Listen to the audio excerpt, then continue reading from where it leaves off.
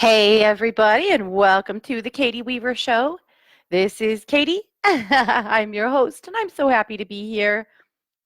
Truly, I look forward to Tuesdays and our time together here. I want to let you know that I am over in the chat room. You can find it by heading over to 12radio.com. That's number one, number two, radio.com. Click on the chat button, and you'll be redirected into the Facebook chat. I also want to let you know that I am live streaming this event from the Facebook chat, so you can find it there. Doing something a little bit different today. Typically, I do the live stream from my phone. I'm trying it from my laptop today. I think we're fine. I hope we're fine. So let me know. The reason being, I feel like we have much better sound this way than we do when I live stream from my phone. So I'm hoping to improve the live stream in this way. So if it's not an improvement for you, I would really like to hear that. So just doing the best we can around here, right? I'm just glad to be here with you guys. I am live. I didn't say it. It is the 3rd of December. It's 11 a.m. Pacific time, and we are live here together. If you're listening to a live stream, or a live stream, that's it. If you're listening to an archive or a replay, or you are watching this event later on, I want to also welcome you to the show. If you want to watch this later, you can always head over to Domestic Mystic on Facebook, and you will find it there. So there's always a way to connect regardless of what time it is. I know some of you guys listen at 3 a.m. when you just can't sleep, or whatever the case may be. So at any rate, I am grateful for your presence here, and I'm really glad that we get to connect. So it's going to be a great show. Do you know why? It is the first Tuesday of the month, which means it's Animal Communication Day. Woohoo! I love it. So, per always, jump into the chat room, share your pictures with me. I love to see your fur babies. I want to see what they're doing, what they're up to, what hijinks you might be, dealing with currently. I know I have a few, mostly pig related. I'm sure you can imagine. For any of you who don't know me well, I have a plethora of dogs, but we also have 2 mini pigs that live in the house named Fiona and Ziggy, and they are a trip to live with. We adore them, I promise. They keep us busy. I know. It's great. Actually, it's completely great. But I tease, I kid, because who lives with pigs? Besides your kids, right? Or maybe your spouse. Sorry, Scott. Just kidding. I have to be careful when my producer is also my husband. Just kidding. I think I can say what I want, pretty much. So I hope that you guys had a great week. If you celebrate Thanksgiving, or if you don't, I hope that you had a good week. We went to Boise again to hang out with our kids, and it was great. We had a really fun time. It was nice to see them and have a little more laid back time. It seems like every time we go down there, we're on a marathon, to just running to get everything done. And it was still that way a little bit, but we did get a chance to just hang out, play cards, just relax and be together, which was really nice. I have talked extensively about my son's football team and what they are up to. And what they're up to is that they lost. So they're done. And it's okay. It's okay. It is just, it is what it meant to be for the season. And we're a little sad. He's a little sad, of course. They went clear to the quarterfinals. They were ranked 5th in the nation. They'll actually continue to be ranked 5th in the nation. So, but it was sad to see them lose and be done. But all seasons come to an end at some point, and we were rapidly getting there. So, on the bright side, it means he gets to come home 2 weeks sooner than he would have had they kept going. So, silver linings, I guess. We have got a lot of snow. It has snowed for 2 days, pretty much straight, and it's pretty crazy. So it definitely looks and feels like Christmas around here. I am a big wuss about driving on slick roads. I hate it. I never do it unless I absolutely have to. I am lucky enough to have Scott, who, is pretty damn good chauffeur. So he's pretty good to help me out in the winter when I really don't want to drive. But last week, my daughter, Mars was asked to the winter formal. So that's exciting and great, but that meant we had to find a dress, right? Well, wrong. We have looked high and low. So she had convinced me last Wednesday to drive her to a larger town near us and pick up her cousin and go do some dress shopping. It sounds like fun, right? Well, while we were there, the weather picked up with a really crappy snowstorm. And again, I don't do this. I don't drive on slick roads. I don't like to. It's not my jam. But there I was. I had no other option. So we're driving home and it's just treacherous. And there's just one accident after another all the way around us. And I'm thinking, what the hell are you doing? You have no business on these roads. We got off of the highway and just stuck to like the country roads, the frontage roads as much as we could. So I feel like I'm on a pretty good keel here. We're heading down the road. We've had no crises. We're about halfway home now. And the snow's, really, like the visibility is terrible. It was twilight too, which is a bad time to see. So we're just driving along and I'm just doing my best to see and keep us on the road. And there's a huge stream of cars behind me that wish I was going faster than I was, but it's not happening. So I look up and cannot even freaking believe a herd of deer in the road. It's not enough that the roads are slick. It's not enough that the visibility is bad, but here are all these deer. And I can't hit my brakes because we would just have, we would have gone on a spin. And so I tapped my brakes gently to try to start slowing us down. Granted, we were going like 30. It's not like we were going enormously fast, but I was just ill thinking we could hit these deer. So I start sending out like a radar to them to get out of the road. And it occurred to me to hit my horn. So I honked, and then I decided to just go for broke. And I hit the horn and I kept the horn on, just brrr, clear until we got past them. Luckily, one of them finished crossing. The others went back to the other side of the road. And the one that was staring us down was a big buck. So, congratulations on him on making it through the season, quite honestly. But he ran back over and he kind of stood in front of the other deer that looked like they might dart out in front of us, and they didn't. And off we went. But wow, thanks, dear. So crazy. But anyway, that happened. So that's the last time I'm driving on these roads, right? Probably not. But as I was driving along and I'm feeling anxious and wigged out and I'm thinking, oh, why am I doing this? My mom came in really strong and she said, you are 42 years old and you've been driving on these roads your whole life. Suck it up.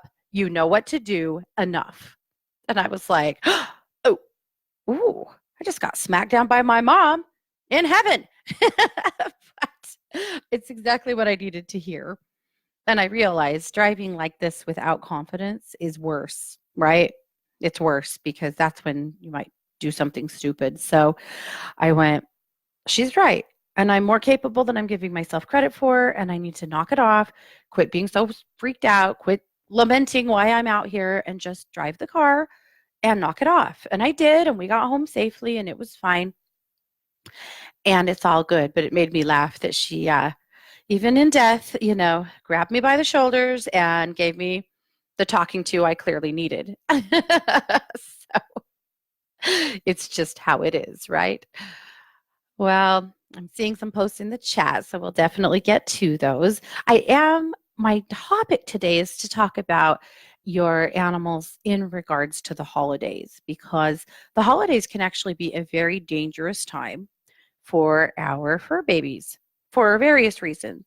Partly because we may be traveling and their care may be out of our hands, partly because, or they may be traveling with us, which, is a danger. It's not an unthinkable, you can't do it kind of danger, but it heightens their safety needs for sure. It could be because you have people coming in and out of your house that maybe do or don't know your animals or respect your needs or the way you care for your animals. It could be because a lot of foreign things might be coming in. Gifts and food and plants, is big meals. It's a lot of things. So we're going to cover some of that ground today just to, it's a good refresher course to remember, hey, things are different in the house during the holidays. And that means that we need to pay really great attention to the animals in the house and make sure that they are getting their needs met and absolutely safe. So there you go. My sister, her husband and stepson drove way up into the mountains. They cut a big tall Christmas tree. They brought it home Sunday. They were so proud of it. And her living room, like dining room area, has a big, pitched ceiling. I don't know how you say that. So that it would accommodate a really tall tree. So they put this really tall tree up and they decorated it and they were so proud of it. So we were down there Sunday night to play cards and it was great and it was awesome. And they woke up Monday morning and it was on the floor and all of the ornaments were shattered. So there are 4 cats living in that home. So, do the math. But they were so sad. So they've now anchored the tree to the wall, so that hopefully won't happen again, and had to purchase a lot of new ornaments and fix a few that were precious. But dang, it happens, man.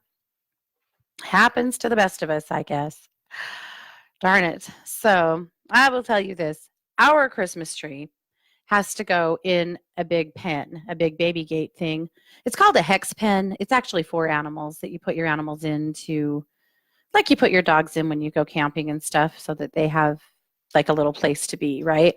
So we have 2 of those. We actually hook them together, and that's where our Christmas tree goes, is inside of that, along with all of our gifts, because the pigs won't leave them alone.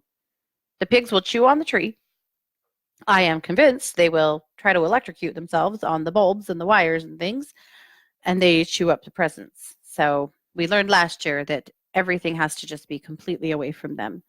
Now, it would be, if you had a home where you could put all of that stuff, if you had a sitting room or a parlor or a, room where you could have all your Christmas that kept your door was shut so they couldn't get to, that would be neat. My house is not set up that way at all. So that's our option. So we have this big redneck baby gate around our Christmas tree. Well, we will. We haven't put up our tree yet. I have not been nearly that ambitious, though I'm seeing a lot of my friends doing that. So good on you. I'm not there yet. But at any rate, that's how it has to be at my house, just to keep everybody safe and sound. So I'm curious to know if you guys end up having to go to lengths like that to keep your tree safe, or if you just don't put one up. I know a lot of people just kind of go, it's just not worth the hassle. We don't have room, or it's absolutely not worth fiddling with these animals over. So, and I totally understand that too, but crazy stuff.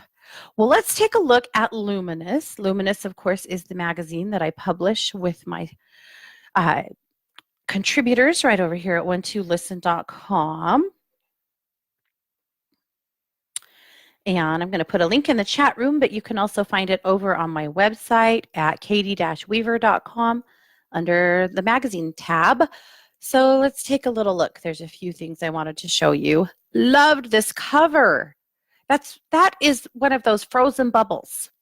So I keep seeing people do this that live in super cold places, that they go outside on one of those days, that's like 30 below, and they blow bubbles and they freeze before they have a chance to pop. Isn't that cool? I have never done it. I don't know why I've never done it. We definitely have days that are that cold in the winter. We're doing it this year.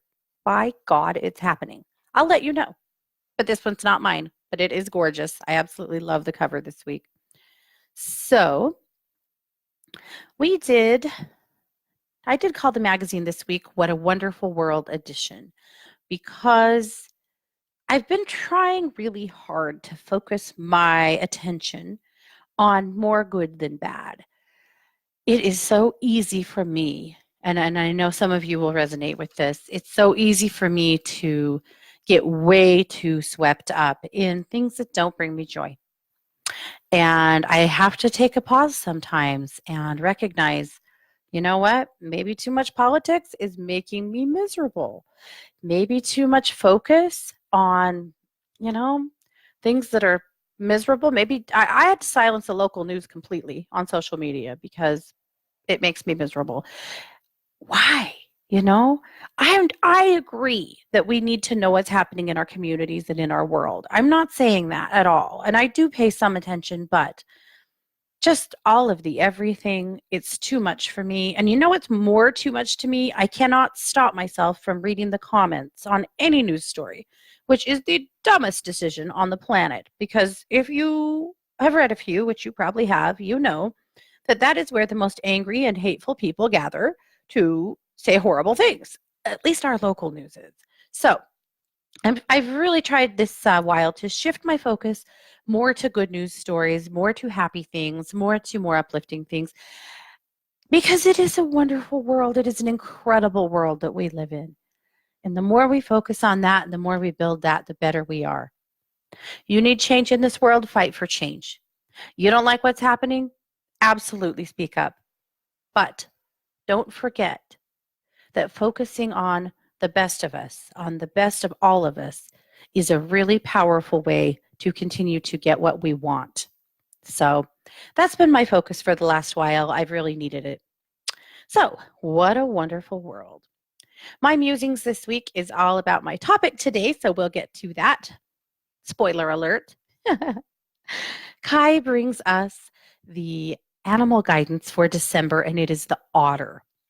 And I was so happy to see that because I cannot begin to tell you how much I love otters. Otters are just, they have a special place in my heart. If I had a wand and I could conjure up a Patronus, it would be an otter. I am convinced. I love otters. Many years ago, I had a dog that was a Chiweenie. His name was Hunno, and I loved that dog more than life. I bought him when Scott and I were engaged, and he was my everything. I loved him so much. And he had adopted my grandparents that lived across the street from us. And so every day after I had kids, he didn't like me as much anymore. He tolerated me, but he loved my grandma. So every morning I'd put him out to go potty and he would head across the street, and we live at the end of a dead end. It's not as if this was like a really dangerous thing. It wasn't. But he'd head across the street to grandma's house, and he would sit on her porch until she would let him in, and he would stay at their house all day. This was a woman who did not like indoor animals or claimed that she didn't. She had never had an indoor cat or dog. That would never have been allowed in her world. But this dog was relentless. If she didn't let him in, he'd go from the front door to the back door, not necessarily being a nuisance, but just waiting. And as soon as she'd open the door for any purpose, he would just march right in and make himself at home.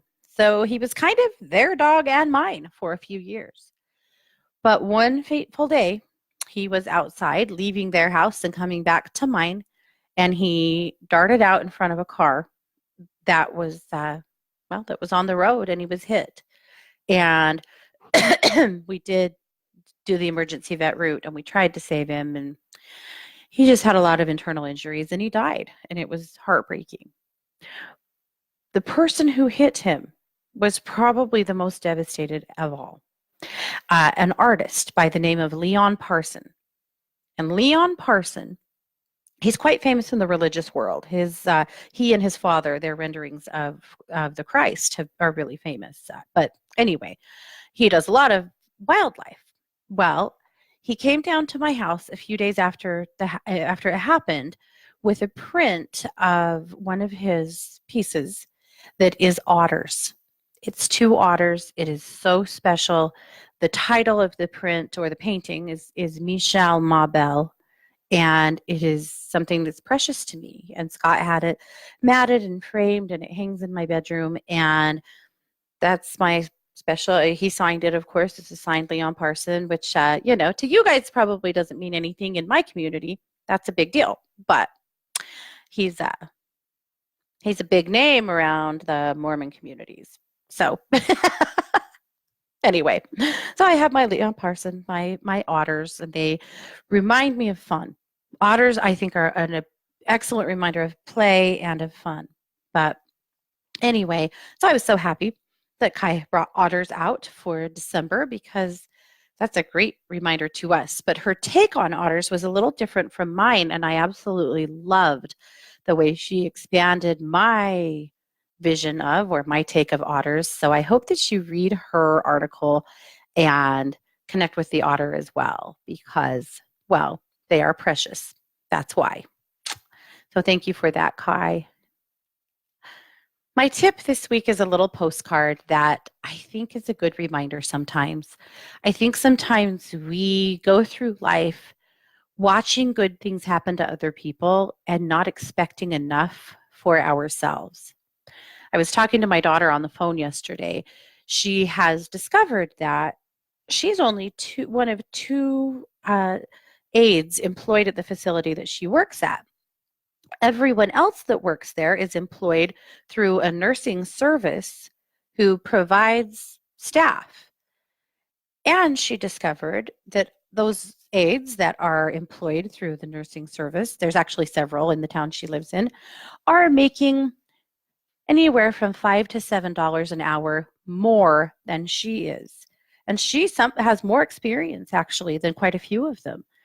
And she was shocked to discover that and decided that she too should go and apply at a service. And she might remain in the facility she's in. In the nursing home she's working in, or she may get assigned to a hospital or another place. And she's okay with that. But, the idea of making that much more money and the idea that she kind of is getting a raw deal because she didn't know. Because where we live, that's not how it is. The facility employs the aides and the nurses, and that's how it is. But in Boise, that is not how it is. But she didn't know that. So, but we're talking, and she was telling me that has something she wants to save up for to do this summer. And I said, well, you're in a beautiful position to do that because you have an opportunity right now to increase your income exponentially. And she said, yeah. And I said, that would bump you up, at least $5 an hour. And she's like, honestly, Mom, I'd take 3. And I was like, what? No. I said, why are you selling yourself short? And she said, I don't know.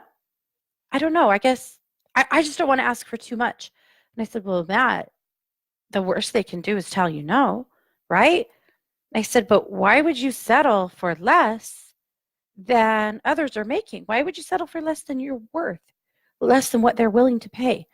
And she really paused and she said, I have no idea why I would do that. And I said, well, let's work on that because you don't have to do that. But it just made me think about how often we do that, We settle. I told you that we were shopping for a winter formal for the other kid, right?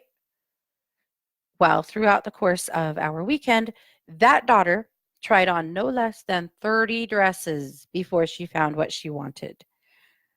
There was a part of me that wanted to snap her in half. There was a part of me and her dad that just wanted to snatch the next dress we found off of a rack and buy it and let it and be done with it, right? But she said to me a couple of times, I'm sorry, I don't want to be difficult. I just don't want to settle. And I thought, I don't want you to settle because you know what? We're expected to do that too much. And she wasn't being, a jerk about it. She wasn't being really challenging. She just hadn't found what she wanted, what she had envisioned herself wearing. And sometimes that's life, right? Sometimes that's life. I know that. Sometimes you're not going to get exactly what you want. Sometimes maybe you get something that turns out to be better than what you thought. But in that instance, I really wanted to help her to find what she wanted. The dress she bought wasn't exactly what she had been showing me from pictures. It wasn't, but she fell in love with it, and it's what she wanted. She didn't settle. And you know what? She's going to have to settle sometimes, and she does settle sometimes. She's not a spoiled brat. I don't want her to come across that way. It's not the case, at least in my perspective. But what was the case was that she knew what she wanted. And you know what? I don't want to drive that out of my kids. I don't. I want them to go for what they really want. I want them to think it's okay to go for what they really want. So we went in probably 10 stores and tried on 30 dresses. We did. Yes, I was about to die, but but we did get it done and she did get what she wanted. So then fast forward to the other conversation with the kid about the income going, well, even if they'd give me a little raise and me going, whoa, hold the phone, man. No, you don't have to settle. I think it's something that I've done a little too much of. I think it's something that maybe I've modeled for my kids in a way that I wish I hadn't. But you know what? The buck stops here, right? We're not going to settle. There's going to be a way. We are going to have the things that we want. We're going to have the things that we need. And that's it. So there's my soapbox. Welcome to my TED Talk, which brings me back to the postcard that I was talking about. This postcard says, before you talk yourself out of your dreams, ask yourself, why not you? You deserve good things too. It's always something to think about. You deserve good things too. Celebrate the good in other people. Celebrate the successes of other people. It's a good way to find them in yourself. But you know what? You deserve happiness too. You deserve good things too. And by hell, we're not settling, right? Right. Oh,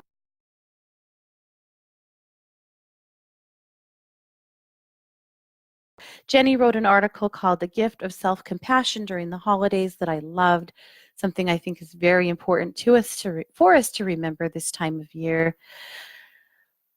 And there's just so much more. Make sure you read Kelly's Bitch Scopes. They are awesome and they will definitely get you thinking. And I hope that you have a chance to look at Julie's Gems. Julie writes our Soul Collage article every week, and the card this week is really interesting. And the theory behind it, the technique, and then, of course, the way she reads it is really interesting. But the message she asked of the card, she asks, do you have a message for me today? The answer was, open your arms wide and receive all the gifts the universe has just waiting for you. And I loved that because, again, you deserve good things too. Let's expect it. And you know what? The next time somebody asks if there's something they can do for you, or asks if you would like a cup of coffee, or asks if you would like to go, or offers you something, don't wave them off. Say thank you. I would love that. Allow others to be of service to you. That's okay. I know you guys, you are the givers, you're the light workers, you are the bearers and spreaders of light. I love you for that. But if you don't ever let anybody do anything for you, you're taking away their opportunity to do the same. Now, allow yourself to receive. There was a lot of talk years ago about being in balance with giving and receiving, and it kind of turned into a shaming, like if you're out of balance in giving and receiving, then you're doing something wrong and blah, blah, blah. But here's the truth. I don't really believe that's true. I don't think you can be out of balance of giving and receiving. Well, of course you can be, but I don't think they have to be in perfect balance. I don't think it's possible for them to always be in perfect balance. I think it's very likely that you'll always give a little more than you receive when you are a giver. I also don't think that there's a thing wrong with that. I think that it's not a personality flaw that you want to give. I don't like that theory at all.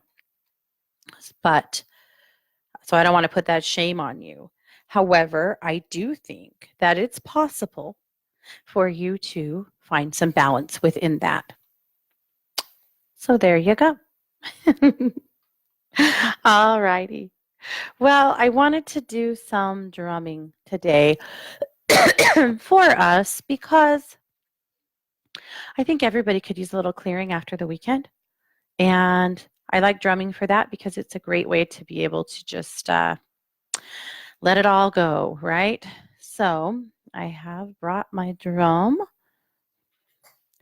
This is a deer hide medicine drum that my dad bought for me many years ago. I say a few years ago, and he's been dead for 6 years.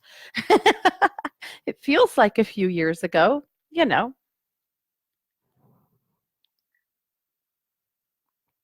Okay, so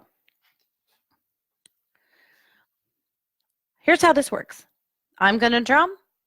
All I want you to do is relax, take a few deep breaths, and allow the vibration of the drum to clear away any energy that you're carrying that no longer serves you.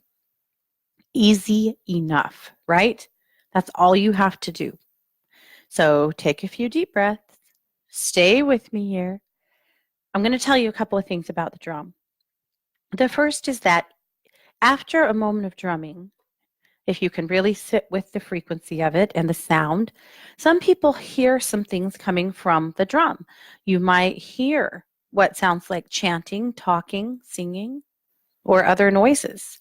That's a very interesting phenomena that I think is a beautiful gift of the channeling that the drum gives us into various dimensions.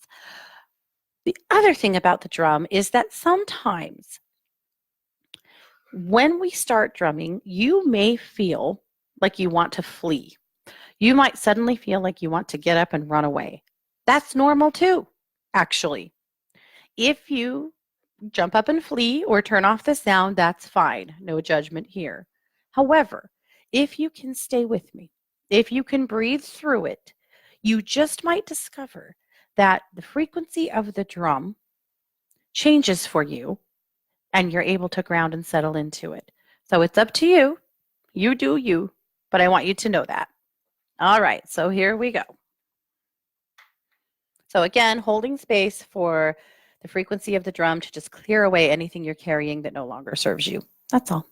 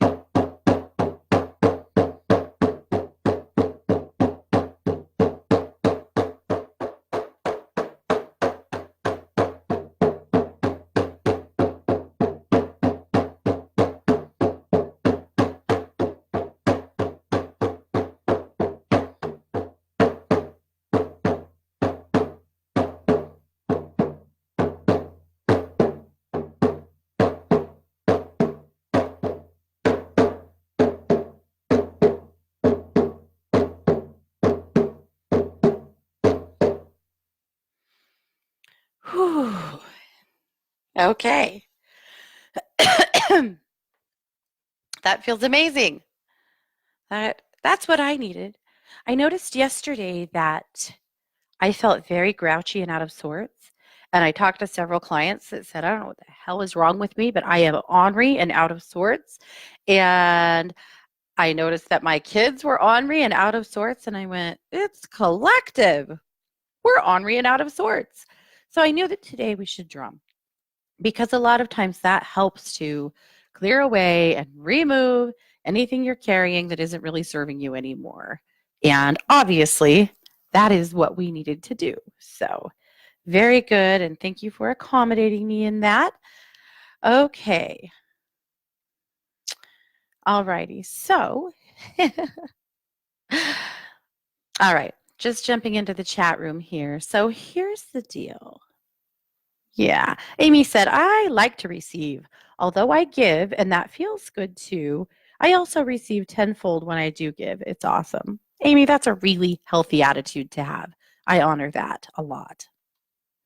All right, looking at some babies here. Okay, Jane shared a picture of a beautiful little tortoiseshell kitty named Cleopatra. She said, any messages for this one? She's got a salty torty attitude or a tortitude. Let's tune into her. Well, she is Cleopatra, isn't she? She is so persnickety, particular, unwielding. Yeah, it's her way or the highway, Jane. I'm sure that you know that. But there's very regal energy about this cat. There's probably no coincidence that they named her what they did because she is who she is. She's got that very regal energy about her. This is a cat that I would always acknowledge to her that she's unhappy about whatever it is that you're faced with. However, this is what we have to do. In other words, I would always acknowledge her disdain and still do what needs to be done. She can have her moments of warming up, being very sweet and friendly, but it's going to always be very much on her terms. What a kid. Okay. Sheila said, my brother and sister-in-law have a handsome but very shy black cat. His name is Onyx and he's a rescue. They want to know why he's so guarded and doesn't like to be held.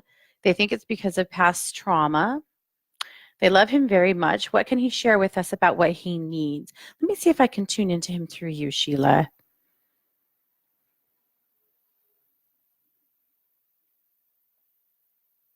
He's very shy with me too.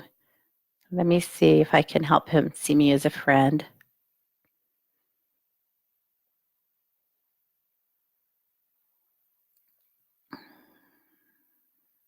His unwillingness to be held is a survival instinct.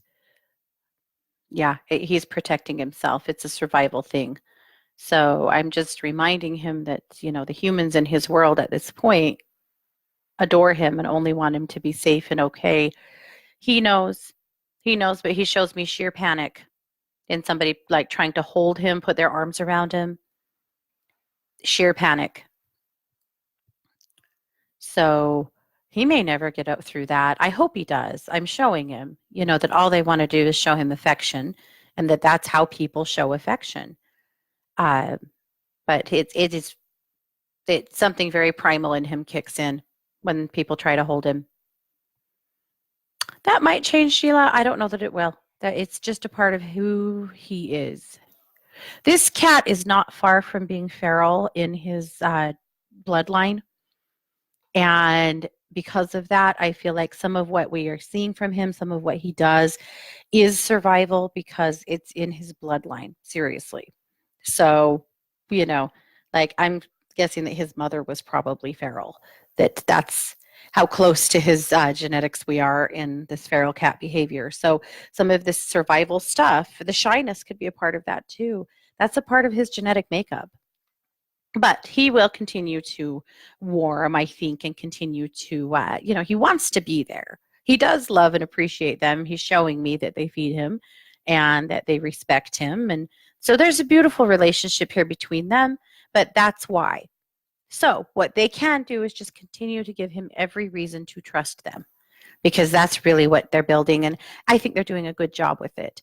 I did assure him that he is going to live there forever, that, he's not going anywhere else and it's okay to completely settle in and to trust because he is completely safe here.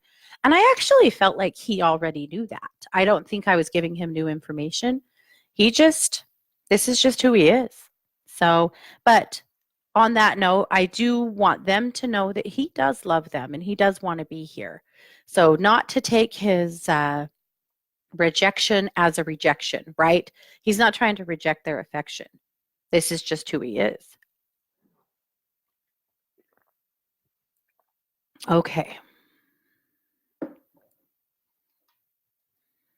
All right. So back to the chat for just a minute. Mary said, "Good Lord, you sound like me. I have a hard time ignoring stuff that isn't in my highest good." Yeah, but you're a Scorpio, right? There's that layer in Scorpios of needing things to be right and fair and just, and they say that about Libras, which is true, I guess, but I see that in Scorps all the time. So Mary, I'm not surprised, but I'm with you.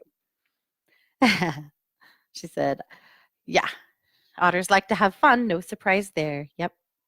Our local zoo, and zoos are an iffy place for me, for obvious reasons. But the otters at our local zoo are having the time of their freaking lives. They're the only thing I really like to go see at the zoo because, the zoo's what it is. And I've seen some very unhappy, some absolutely crazy animals at the zoo. But the otters at our local zoo love every second of it. It just cracks me up. They're having a blast. Makes me happy. All right. Oh, Sid said that the colors of the stripes on my shirt coordinate with the wall behind me. That's awesome. I did not do that on purpose. She would like me to ask Bella, the yellow lab up the street, why she always behaves in such an unfriendly manner towards my dog Elliot and me. She isn't aggressive, but barks with a negative stay away bark, which is usually stopped by her owner from getting close to us. It's weird because Elliot loves to greet and meet. He's sweet and calm. He's never displayed dislike towards anyone. When I moved here 4 years ago, I had 3 sweet senior dogs, and she did the same thing. Yep. It's not you guys that sets her off at all, Sid. She is protecting her owner. She has a job to do. She is very serious about her job, and she doesn't want anybody near them. She doesn't hate you guys. She is very much working. Now, I know her owner is probably not always thrilled with that behavior because it can be embarrassing and sometimes maybe even a little scary, but it's not you guys at all. She just really wants to do her job. Some animals, some dogs especially, will assign themselves a job and be absolute workhorses to it, right? And that's her. So just stay away from her. It's okay. It's not you guys, and it's not Elliot at all. He's a sweetheart. And other dogs that want to be friendly, they can get along great with, right? Okay. Mary said, if time permits, can you remind my Tammy that she is not to go potty in the living room? She has had a few accidents or not and got punished for this. Not sure what is going on. Yeah, let's take a look at Miss Tammy.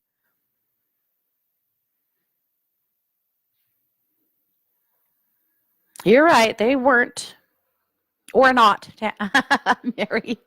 Not accidents. This is attention seeking. She just feels a little bit nervous to me. Yeah, okay. This is just some old stuff coming up for her. She had some nervousness. This last few months has been pretty tough at your house. I know, for you. And I think that's probably where her nerves are coming from.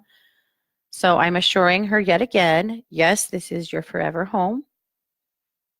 You're always going to live here and go outside to go potty. Yep. So I'm also going to ask her to do something else if she's feeling insecure to get your attention rather than doing that. So what I would like for her to do is when you are sitting and she's asking for pets, that she just be a little bit more insistent about that rather than go potty on the floor, because she's trying to tell you she's feeling insecure. So she's agreeing to that. So if she does that, right? So we asked her to do something, now she may do it. If she does that, and it could be that she paws at you a little bit more or is a little more demanding for your attention, she's telling you she's feeling insecure. So get on her level if you can, or get her to yours. Give her some really good attention and assure her that she's staying there for good. Every once in a while, some of her old nerves are going to come up because, she had a rough start. but she's okay. And I do think she'll stop. She's so smart. She knows better. Okay. Tara said I wasn't going to post, but then my cat started to make a racket. I had to check it out. So he's getting into something. This is Raven and demanding some attention. So there you go. Oh my goodness. I love it. When we were in charge of the mashed potatoes for Thanksgiving dinner, which if you know me, you know that my family is keto and we don't eat potatoes. But a while ago, one of our neighbors left a 50-pound box of spuds on the front steps, being nice. And so I've had it in my storage room for a while. And so I said, hey, you know what? Let me be in charge of mashed potatoes for Thanksgiving. I need to use these up. And we had decided that for Thanksgiving dinner, we were going to eat what we wanted. Makes sense, right? And we did. And it was great. But so we were in the kitchen peeling all of these potatoes and getting ready. And we made like 3 times too many mashed potatoes. But I wanted to leave some food in Boise with my kids and blah, blah, blah. Anyway, our piggies would not stay out of the kitchen. They were so into that process. Now, I will tell you that they have snuck in the storage room and stolen a potato from me a few times, so they know all about potatoes. But they were hanging out in there trying to get more. And in the kitchen underfoot, I just had to laugh. They were so determined. They really wanted to help make Thanksgiving dinner. And they got some potatoes because how could we not, right? uh, Piggies. All righty. I don't know, Sid. Sid says, I wish I'd had a mom like you. A few years ago, my son said, having you for a mom is like having a teenager for a mom. And I couldn't decide if I should be offended by that or if it was a compliment. So I chose to take it as a compliment. But that might have been due to the fact that I'm always running late and scattered as hell and can't find my keys and basically need a personal assistant most of the time. Luckily, my kids have done quite well with that. Anna says, I like when you say you deserve good things too. It makes me feel like, okay, I want more. Good, Anna, because you do deserve good things too. Okay. Amy says she was grouchy this morning too. Yeah, grouchy. Yeah. I have to go to Walmart today, so we need to clear the world of grouchy. Yeah, I know. Christina said she was as well, somewhat better today, but thanks for the drumming. Katie said, can you check on my Mr. Mark, please? I thought he was allergic to some essential oil last week, but it turns out one of the kids fed him the wrong food. Is he happy? I don't feel as close with him as I once was. Honey, that's because you had a baby. It's okay. Let me check in with him. Don't feel guilty. I shouldn't have. Well, it's the truth, but we're going to get there. Don't feel bad. Okay. Okay.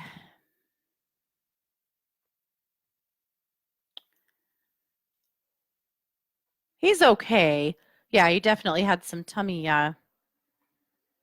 some intestinal stuff, but that feels better now. I'm going to just strengthen that connection between the two of you and remind him that just because there's a new baby in the house doesn't mean that he doesn't matter too. He has felt a little pushed aside, and I know that no one has done that to him on purpose. He's being a little pouty. And so I'm going to draw him back to the surface for you and really strengthen his connection to you and remind him that just because there's a new baby doesn't mean that your love divided. It just means that it grew. Good. That's a little better. Okay. And I'm also just asking him to end the standoffishness and just draw closer to you. I just pointed out that it's kind of hurt your feelings, and I think he didn't realize that. So I expect that we're going to see a little better growth here with the two of you. Okay. Jessie said, I was having some issues with a coworker. Will this get any better soon, and what can I do? Yeah, I do think it gets somewhat better, Jessie, but what you can do is stay out of their way as much as you can. This is a person that once you struggle with them, it's hard to win with them after that. This is also a person that really likes to have struggle. And so stay out of their lane as much as possible and try not to take their dramas personally. This is so much more about them and their personality issues than it is about you. So they don't have to like you, and don't worry about it if they don't. It's not about you. And I know it feels personal, so I don't want to diminish your feelings on it, but they like drama and you became the target of their drama. So take all the power out of that by not caring. Okay.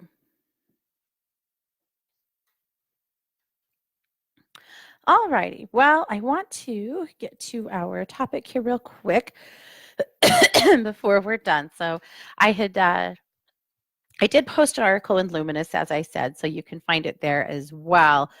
But I wanted to just talk a little bit about a few things to think about this time of year with your animals. Because again, the holidays can be a little sketch for your animals. Believe it or not, they just like things to be, you know, the way they like them. They don't really, they like status quo all the time. So on food, this is what PetMD said. For cats and dogs, they can have a little lean boneless turkey. They cannot have skin, fat, or bones at all. Don't give them stuffing because the garlic or potentially the onions in stuffing is not good for them. Mashed potatoes are fine in moderation. Gravy is probably not because it's full of fat and salt, and their GI tracts don't need that. Green bean casserole. Green beans are fine, but those little French fried onions on top are a big no.